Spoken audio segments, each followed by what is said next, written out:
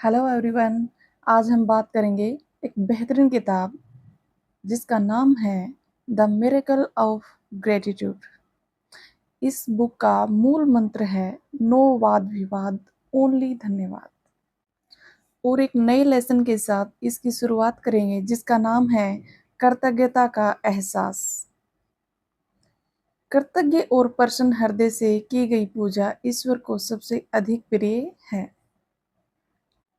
इस लेसन में सबसे पहले लेखक सरसरी एक उदाहरण से शुरू करते हैं। एक गुरु और शिष्य गांव-गांव घूमते हुए लोगों को अध्यात्म का उपदेश देते थे। वे साल के 8 महीने घूमते और बारिश के 4 महीने अपनी कुटिया में ही रहते, क्योंकि बारिश के समय नदी नाले भर जाने के कारण सारे रास्ते बंद हो जाते थे।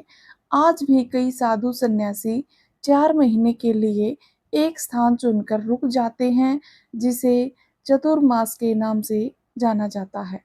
गर्मियों का मौसम बीत चुका था और अब बारिश शुरू हो उससे पहले गुरुजी ने अपनी कुटिया में पहुंचने का निश्चय किया और गुरु शिष्य निकल पड़े। कुछ दूर चलने के बाद तेज आंधी के साथ बारिश भी शुरू हो गई। दोनों पूरी तरह से भीग चुके थे। अंत वे अंत वे एक पेड़ के नीचे रुक गए। आंधी इतनी तेज थी कि लग रहा था जैसे उसकी चपेट में आकर सब कुछ तहस नहस हो जाएगा। कुछ देर बाद बारिश थम गई तो गुरु शिष्य उस झील के किनारे पहुंचे जहां उनकी कुटिया थी। जैसे ही वे दोनों कुटिया के पास पहुंचे तो देखा कि आंधी में कुटिया की आधी छत टूट चुकी थी। आसपास के कई पेड़ टूटकर गिर चुके थे। एक तो उनकी कुटिया बहुत छोटी थी, ऊपर से उनकी आधी छत टूट चुकी थी। बादल रह रह कर गरज रहे थे जैसे पूरी रात बारिश होगी। अंधेरा घना हो चुका था। ऐसे में न तो कुटिया की मरम्मत हो सकती थी और न ही आंधी के चलते कहीं और जाकर रात गुजारी जा सकती थी। दोनों कई दिनों से गांव-गांव की यात्रा कर रहे थे। उस दिन तो सुबह सुबह से दोनों ने कुछ खाया भी नहीं था। शिष्य थके स्वर में बोला, देखो, जिस ईश्वर का हम दिन रात गुणगान करते हैं, हमें ऐसी समस्या दे रहा है। हम तो सदाचारी जीवन व्यतीत कर रहे हैं, तब भी आराम से सो नहीं पा रहे हैं। शिष्य की बातों को अनसुना कर गुरुजी कुटिया के अंदर जाकर सफाई करने लगे, किंतु शिष्य बाहर ही खड़ा रहा। उसके मन में शिकायतें उफान मार रही थी। जब जीवन में यही सब देखना था तो ध्यान और प्रार्थना का क्या फायदा। अमीर, लालची और पापी लोग अपने घरों में आराम से सो रहे हैं और हम सन्यासियों को छत भी नसीब नहीं होती। यह ईश्वर का कैसा इंसाफ है। जब शिष्य का गुस्सा थोड़ा शांत हुआ तो वह कुटिया के अंदर गया। उसने देखा कि गुरुजी हाथ जोड़कर आसमान की ओर देख रहे थे। उनके चेहरे से खुशी झलक रही थी और आंखों से आंसू बह रहे थे। वे कह रहे थे, हे ईश्वर, आपकी दया अनंत है। तूफान में मेरी पूरी छत उड़ सकती थी, पर आपने आधी बचा कर रखी। आप इतने दयालु हो कि सबकी चिंता करते हो। गुरु शिष्य एक ही कुटिया में खड़े थे। दोनों पर एक ही संकट छाया था, पर दोनों की विचारधारा अलग-अलग थी।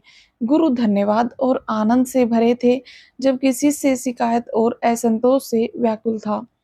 दोनों काफी थके हुए थे, इसलिए जल्द ही चटाई पर लेट गए। गुरुजी तो तुरंत नींद के आगोश में चले गए, पर शिष्य रात भर करवटें बदलता रहा। वह सोच रहा था, कहीं बाकी छत टूट गई तो, वापस बारिश आ गई तो। इस चिंता में शिष्य रात भर ठीक से सो ही नहीं पाया। बीच में थोड़ी झपकी लगी तो सपनों में भी उसे शिकायत और कष्ट ही महसूस हो रहे थे। बगल में गुरुजी की नींद में थे बगल में गुरुजी गहरी नींद में थे। गुरुजी सुबह 4 बजे उठे तो उन्हें आधी टूटी छत से चंद्रमा दिखने लगा, जिससे वे आनंदित होकर सराहना करने लगे, हे प्रभु, पहले पता होता कि टूटी छत के नीचे सोना इतना अच्छा महसूस करवाता है, इतनी खुशी देता है, तो ऐसी व्यवस्था हम खुद ही कर लेते, आपको तूफान लाने का कष्ट नहीं देते। प्रभु, यह आसमान कितना नजदीक है और चंद्रमा कितना सुंदर है, आज यह पता चला। हम नादानी में आरामदायी छत बनाकर सोते रहे।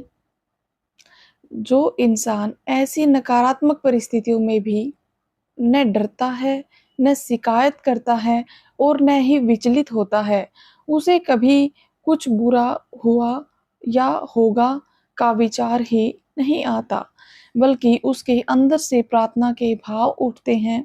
इससे स्पष्ट होता है कि चाहे परिस्थिति या घटना कैसे भी हो, गुरुजी ने जीवन में ऐसा कुछ प्राप्त किया था जो उन्हें हर पल आनंद में रखता था। हम आज वो जो भाव बीज बो रहे हैं, उसी का फल आने वाले दिनों के रूप में दिखाई देगा। क्या आप भी कहानी के गुरु की तरह हर घटना में संतुलित और आनंदित रहना चाहते हैं? यदि हाँ, तो धन्यवाद का भाव अपने जीवन में उतारने का जो मौका मिला है, उसे सार्थक करना है। जैसे जंगल में हमारे कुछ न करने पर भी झाड़ियाँ और घास उग जाती हैं, वहीं यदि हमने ध्यान देकर कुछ अच्छे पौधे लगाए, तो सुंदर बगीचा भी बन सकता है। हमारा मन भी ऐसा ही है, हम कुछ न करें तो भी कुछ न कुछ निर्माण करेगा ही, मगर हमने विशेष ध्यान देकर सकारात्मक सोच के बीज डाले तो एक सुंदर उपवन बन सकता है, जिसकी महक से सभी लाभ उठाएंगे। मनन करें कि कठिन परिस्थिति में भी एहसानमंदी के भाव में रहना, खुश रहना गुरुजी के लिए कैसे संभव हुआ होगा। उन्हें यह अवस्था कैसे प्राप्त हुई होगी। उन्होंने ऐसा क्या पाया था जिस पर उनके शिष्य को दृढ़ता आनी शेष थी। गुरुजी के पास था कृतज्ञता का एहसास। कृतज्ञता यानी उस ईश्वर, परम चेतना, चैतन्य, कुदरत या अनंत ब्रह्मांड के प्रति प्रेम जगना और वर्तमान में हो रही घटना के प्रति कृतज्ञ रहना। यह प्रेम की गहरी भावना विश्वास को जन्म देती है और प्रेम और विश्वास से निकला हुआ धन्यवाद इंसान की तरंग बदल देता है। साथ ही उसका मन शुद्ध हो जाता है, अहंकार पिघल जाता है और एक सीमित व्यक्ति का अस्तित्व समाप्त हो जाता है। गुरुजी ने इसी वे अवस्था को प्राप्त किया था। जब मनचाही चीजें मिल रही होती हैं या मन मुताबिक घटनाएं हो रही होती हैं, तब इंसान धन्यवाद या थैंक यू कह पाता है। परंतु जब चीजें मन मुताबिक नहीं होती हैं, तब भी धन्यवाद के भाव उठ रहे हैं, तो इसके पीछे जरूर गहरी समझ काम कर रही होती है। कृतज्ञता का एहसास सहजता से कहे जाने वाले थैंक यू से कई गुना बढ़कर होता है। ये आपके हृदय से व्यक्त हुई भावना है, जो सही मनन करने पर स्वतः ही प्रकट होती है। कृतज्ञता ऐसी भावना है जो आपके मन को परम ईश्वरीय चेतना के साथ जोड़ती है। इस ब्रह्मांड में हम बिल्कुल एक छोटे से बिंदु की भांति हैं, फिर भी कोई है जो हर पल हमारा ख्याल रखता है। इस सुंदर प्रकृति के लिए हमने कुछ नहीं किया, फिर भी सब कुछ अपने आप प्रकट हो रहा है। कुदरत आनंद और प्रेम से भरी है, वह केवल देती है और देती ही जाती है। इस एहसास से स्वतः ही धन्यवाद निकलते हैं। इस ग्रंथ में धन्यवाद के महत्व को आगे अधिक विस्तार से समझकर इस भाव को दिन भर कैसे प्रकट करें, यह भी जानेंगे। साथ ही धन्यवाद देने की आदत को हम अपने अंदर विकसित करना सीखेंगे और गुरु शिष्य की कहानी की समझ अनुसार धन्यवाद के गहरे भावों को अपने जीवन में अनुभव करेंगे। यहाँ पे हमारा ये अध्याय खत्म होता है और हमारी वीडियो में अंत तक बने रहने के लिए आपका बहुत बहुत धन्यवाद। Thank you so much.